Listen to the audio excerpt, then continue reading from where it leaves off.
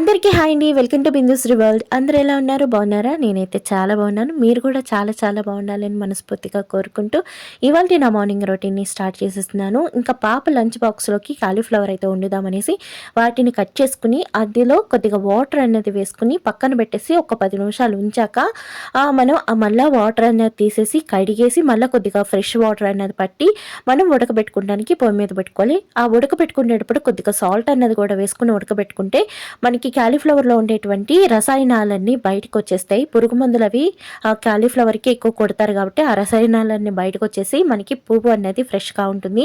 అలాగే మనం క్యాలీఫ్లవర్ కానీ క్యాబేజ్ కానీ వండుకునేటప్పుడు ఒక విధమైన స్మెల్ అన్నది వస్తూ ఉంటుందండి. ఆ స్మెల్ వల్ల మనకి తినే వాళ్ళం కూడా తినబుద్ధి కాదనమాట. అలా స్మెల్ రాకుండా ఉండాలంటే కొద్దిగా ఉప్పు వేసి ఉడకబెట్టడం వల్ల ఆ స్మెల్ అన్నది కూడా పోతుంది అనమాట. ఇంకేలోపుగా నేను ఆ క్యాలీఫ్లవర్ ఉరికేలోపుగా నేను ఏంటంటే రైస్ కడిగి పొయ్యి మీద పెట్టేసుకున్నాను. అలాగే నైట్ తోమిన అంట్లు ఉన్నాయంటే ఆ వాటిని కూడా ఎక్కడెక్కడ సదరేసుకుంటున్నాను అనమాట. అలాగే మనం మన ఛానల్లో వచ్చేటప్పటికి రోజుకు ఒక టిప్ గురించి అయితే చెప్పుకుందాము. ఇంక ఇవాళ వచ్చేటప్పటికి ఆన్లైన్ షాపింగ్ గురించి కూడా నేను మీకు చెప్తాను. లాస్ట్లో చెప్తాను అనమాట. ఆన్లైన్ షాపింగ్ ఎలా చేసుకోవాలి, అసలు ఎలా ఆన్లైన్ షాపింగ్లో ఏ పేజ్ మంచిది, ఎలా వెతుక్కోవాలి అన్నది కూడా ప్రతిదీ నేను క్లియర్గా మీకు చెప్తాను. అండ్ మీలో ఎవరైనా ఆన్లైన్ షాపింగ్ చేయాలి అనుకుంటున్న వాళ్ళు ఈజీగా ఉంటుంది. అలాగే మీరు మోసపోకుండా కరెక్ట్ పేజ్ని ఎంచుకుని ఎలా షాపింగ్ చేసుకోవచ్చో కూడా చూపిస్తాను. మనం బయట దొరికే వాటికంటే కూడా ఆన్లైన్లో చాలా తక్కువ ప్రైస్కి వస్తాయండి. మనం నష్టపోకుండా మంచి లాభంతో ఆన్లైన్ షాపింగ్ చేసుకోవచ్చు అనమాట. ఇలా ఉడకబెట్టుకున్న క్యాలీఫ్లవర్ని మొత్తం అంతా తీసేసుకుని పక్క పెట్టేసుకున్నా. నాకు ఈ పేర్లు చెప్పేటప్పుడు క్యాలీఫ్లవర్, క్యాబేజీ రెండు కూడా నాకు కొంచెం కన్ఫ్యూజ్గా ఉంటాయి. ఎక్కడైనా ఒక పేరు బదులు ఇంకో పేరు చెప్తే ఎవరు ఏమనుకోకని ఈ రెండు పేర్లు చెప్పేటప్పుడు నాకు కొంచెం కన్ఫ్యూజ్గా ఉంటుంది అనమాట. అర్థం చేసుకోండి ప్లీజ్. అండ్ ఇప్పుడు ఏంటంటే మనం అదే మూగుల్లో కొద్దిగా ఆయిల్ అన్నది వేసుకుని ఆయిల్ వేడెక్కాక ఒక 3 పచ్చిమిరపకాయ చీరికలు అనేవి వేసుకుని పచ్చిమిరపకాయ ముక్కలు అనేవి కొంచెం వేగాక ఇప్పుడు 4 ఉల్లిపాయ ముక్కల్ని సన్నగా తరిగిన ఉల్లిపాయల్ని వేసుకుని చక్కగా వేపుకోవాలని. మనం తీసుకుంటున్న ఆనియన్స్ టమాటాలోనే గుజ్జు అన్నది వస్తుంది. ఇందులో నేను వాటర్ అన్నది వేయను కాబట్టి ఈ మాత్రమే నాకు గుజ్జు వస్తుంది కాబట్టి ఈ అన్నది నేను కొంచెం ఎక్కువ క్వాంటిటీలో తీసుకున్నాను. మీరు వాటర్ రైస్ కూడా కుక్ చేస్తాను అంటే కనుక ఇవన్నీ తక్కువ క్వాంటిటీలో తీసుకోవచ్చు అనమాట. అలాగే నేను ఒక 4 టమాటాలు కూడా వేసుకున్నాను. టమాటాలు అనేవి చాలా మెత్తగా మగ్గాలండి. అప్పుడే మనకి కర్రీ అన్నది గ్రేవీగా వస్తుంది. ఇందులో వాటర్ వేయకుండా వండటం వల్ల ఒక మంచి డిఫరెంట్ టేస్ట్ అయితే ఉంటుంది. ఒక్కసారి నేను చూపించిన విధంగా ట్రై చేయండి, చాలా బాగుంటుంది. ఇప్పుడు ఉడకబెట్టుకున్న కాలీఫ్లవర్ కూడా వేసుకుని ఒకసారి మొత్తం అంతా కలిపేసుకోవాలండి. ఇలా బాగా ఈ టమాటా గుజ్జంతా ఈ కాలీఫ్లవర్ ముక్కలకి పట్టించేసి మనం మూత పెట్టి ఇంకొక 5 నిమిషాలు మగ్గనిద్దాం. ఇప్పుడు మిగిలిన వాటర్ అంతా దీని లోపలికి వచ్చేస్తుంది అనమాట. ఈ లోపుగా నేను పిల్లలకి పాలు అవి కాచిచ్చేసాను. ఇంకిద్దరు కూర్చొని తాగేస్తున్నారు. అండ్ వాళ్ళు పాలు తాగే లోపుగా చూసుకుంటే చక్కగా మగ్గిపోయింది అనమాట. ఇప్పుడు ఇందులో మనం రుచికి సరిపడగా సాల్ట్, మనం ఆల్రెడీ ఉడకబెట్టేటప్పుడు సాల్ట్ వేసుకున్నాం కాబట్టి ఇప్పుడు సాల్ట్ వేసేటప్పుడు చూసుకుని వేసుకోండి. అలాగే చిటికెడంత పసుపు, 2 టేబుల్ స్పూన్ల కారం, అలాగే 1/2 టేబుల్ స్పూన్ గరం మసాలా కూడా వేసుకుని చక్కగా ఒకసారి కలుపుకుని మనం వేసిన ఈ కారపొడి, గరం మసాలా పచ్చివాసన పోయేదాకా చక్కగా మూత పెట్టేసి మగ్గనివ్వాలన్నమాట. ఈ లోపుగా నేను బయటకు వచ్చి చూస్తే ఎంత బ్యూటిఫుల్గా ఉందండి బయట.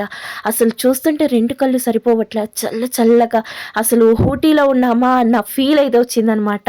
ఆ మంచు పడుతుంటే ఆ మంచు పడుతున్న శబ్దాన్ని ఫస్ట్ టైం వాన పడితే ఏ విధమైన చప్పుడు వస్తుందో మంచు పడుతుంటే కూడా ఆ విధమైన చప్పుడు విన్నాను. ఎంత ఆనందంగా అనిపించిందో ఒక్క పావు గంట సేపు అలా నుంచుని అయితే చూసాను అనమాట.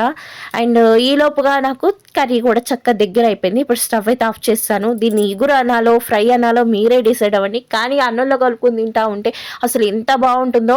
కొంచెం కర్రీ వేసుకొని కూడా చాలా ఎక్కువ అన్నం కలుపుకోవచ్చు అనమాట, అంత బాగుంటుంది. ఇంక ఈ లోపుగా మా పిల్లలకి జల్లు అయితే వేసేసాను. స్కూల్కి వెళ్ళే పిల్లలకి ఇలా బిగించి జల్లు వేయటం వల్ల వాళ్ళకి జల్ల పెరగటంతో పాటు అండ్ హెయిర్ డ్యామేజ్ కాకుండా ఉంటుంది. అలాగే హెయిర్ అనేది చాలా వేగంగా వెదిగిద్ది అనమాట. స్కూల్కి వెళ్ళేటప్పుడు ఇలా 2 జల్లు వేసి ఆ స్కూల్ యూనిఫామ్లో పిల్లల్ని చూస్తే చాలా ముద్దుగా ఉంటారు కదా. నాకైతే చాలా ఇష్టం అనమాట. మా చిన్న పాపకు కూడా జల్లు అయితే వేసిస్తాను. ఇంకా పొద్దున్నే నేను జల్లేసేటప్పుడు వాళ్ళు చేసే గోల ఉంటుంది చూడండి, మామూలుగా కాదనమాట. ఇంకా వాళ్ళ స్నానాలు, టిఫిన్లు, ఇంకా తన్ని రెడీ చేయటం అన్నీ అయిపోయినాయి. ఇంక ఈ లోపుగా లంచ్ బాక్స్ కూడా కట్ చేసేస్తున్నాను. వాళ్ళ స్నాక్ వచ్చేటప్పటికి క్రీమ్ బ్రెడ్ అయితే పెట్టాను అనమాట.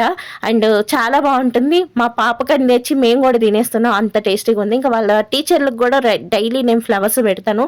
మీరు నా వీడియోస్ని ఫాలో అయ్యే వాళ్ళు అయితే కనుక మీకు తెలుస్తుంది. కొత్తగా ఎవరైనా ఎవరైనా చూస్తే కనుక మర్చిపోకుండా సబ్స్క్రైబ్ చేయండి. ఇలాంటి మంచి మంచి వీడియోస్ చాలానే ఉంటాయి మన ఛానల్లో. ఇంక ఇప్పుడు అన్నం పోపు కోసం అనేసి కొద్దిగా ఆయిల్ వేసి, ఆయిల్ వేడెక్కాక పొట్టు మినపప్పు, అలాగే పచ్చెనపప్పు, జీలకర్ర, కట్ చేసుకున్న పచ్చిమిరపకాయ చీరికలు, అలాగే కొద్దిగా 2 రెమ్మల కరివేపాకు, ఒక పెద్ద ఉల్లిపాయ తరుగు కూడా వేసుకుని చక్కగా ఒక 2 నిమిషాలు వేగాక ఇప్పుడు రుచికి సరిపడక సాల్ట్, అలాగే చిటికెడంత పసుపు, ఈ ఒక 2 నిమిషాలు వేగాక ఇప్పుడు కొద్దిగా ఇంగువ కూడా వేసుకోవాలి. ఇది నైట్ అన్నం మిగిలిపోయినప్పుడు ఈ విధమైన పోపు పెట్టుకుంటే చాలా బాగుంటుంది. అండ్ ఇంగువ కూడా వేసాక మనం రైస్ అన్నది వేసేసుకోవాలి. ఇది నైట్ మిగిలిందనమాట, నైట్ సరిగ్గా తినలేదు. ఇంకా అన్నాన్ని ఈ విధంగా పోపు అయితే పెట్టేస్తూ ఉంటాను. మీరు ఎలా చేస్తారు అన్నది కూడా కామెంట్ చేయండి. ఇలా అన్నం పోపు అన్నది భలేగా ఉంటుంది. ఆనియన్స్ బాగా మగ్గకూడదండి, జస్ట్ ఒక 2 నిమిషాల్లో మనం రైస్ అన్నది వేసేయాలన్నమాట. అలా వేస్తే ఆ ఆనియన్స్ పచ్చి పచ్చిగా, అలాగే ఈ పచ్చెనపప్పు నోటికి తగులుతూ ఎంత బాగుంటుందో. ఫస్ట్లో అయితే నేను తినేదాన్ని కాదు. వన్స్ ఒకసారి మా వారు వదిలేస్తే అది జస్ట్ అలా టేస్ట్ చూసాను. అప్పుడు కాడి నుంచి మా వారి కంటే ఎక్కువ నేనే తింటాను అనమాట. అంత బాగా నచ్చింది. ఇంక ఇప్పుడైతే ఆన్లైన్ షాపింగ్ గురించి మనం కొన్ని రకాల టిప్స్ అయితే చెప్తాను. మీరు ఆన్లైన్ షాపింగ్ చేసినప్పుడు మోసపోకుండా ఉండాలి అంటే కనుక మీరు ఏ పేజ్లో పెడుతున్నారో చూసుకోవాలి. ఆ పేజ్ ఎక్కడి నుంచి రిజిస్టర్ అయిందో కూడా చూసుకోవాలి. అవన్నీ కూడా ఎలా అంటే మీరు ఏ ప్రోడక్ట్ని అయితే కొనాలి అనుకుంటున్నారో ఆ ప్రోడక్ట్ని క్లిక్ చేశాక కింద వచ్చేటప్పటికి రీసేల్ అకౌంట్ అనేసి ఉంటుంది. దాన్ని క్లిక్ చేస్తే మీకు ఖచ్చితంగా వాళ్ళ డీటెయిల్స్ అన్నీ కూడా తెలుస్తాయి. మీకు ఆంధ్రప్రదేశ్ నుంచి పెడుతున్నారా, తెలంగాణ నుంచి పెడుతున్నారా, లేదంటే మహారాష్ట్ర నుంచి పెడుతున్నారా, వాళ్ళు ఎక్కడి నుంచి ఈ ప్రోడక్ట్ని సేల్ చేస్తున్నారు అన్నది పూర్తి వివరాలు మీకు వస్తాయి. ఆ వివరాలు చూసుకొని మన తెలుగు సైడ్ పేజెస్ని హ్యాపీగా నమ్మచ్చు. మన తెలుగు సైడ్ అంత ఫ్రాడింగ్ అనేది జరగదు. కానీ వేరే రాష్ట్రాల నుంచి తీసుకోవాలంటే కనుక తస్మా జాగ్రత్త, చాలా జాగ్రత్తగా తీసుకోవాలి. వాళ్ళ దగ్గర నుంచి మనం ఒక 10 పెట్టామంటే ఒక 2 పర్ఫెక్ట్గా వస్తాయి, మిగిలినన్ని రాంగ్గా వస్తాయి అనమాట. అందుకనే మనం ఆ పేజ్ని చెక్ చేసుకుని తీసుకోవాలి. అలాగే మీరు తీసుకుంటే ప్రోడక్ట్కి ఎన్ని మంచి రివ్యూస్ వచ్చినాయి, ఎన్ని నెగిటివ్ రివ్యూస్ వచ్చినాయి, అసలు ప్రోడక్ట్ ఏంటి అక్కడ మనకి చూపిస్తున్న ఫోటోకి అండ్ వీళ్ళు ప్రోడక్ట్ మనకి రివ్యూ ఇస్తారు. ఆ రివ్యూస్ పోస్ట్ చేసిన ఫోటో ఒకటేనా కాదా, అసలు ఒక నెలలో ఎన్ని ఆ ప్రోడక్ట్ని బుక్ చేసుకుని తీసుకున్నారు, ఎంతమంది ఆ ప్రోడక్ట్ని బుక్ చేసుకున్నారు అన్నది కూడా మనకి ప్రతిదీ క్లియర్గా చాలా బాగా నీట్గా ఉంటుంది అనమాట. ఆ పేజ్లోనే మీరు ఏ ప్రోడక్ట్ అయితే తీసుకుంటున్నారో ఆ పేజ్లోనే ఉంటుంది.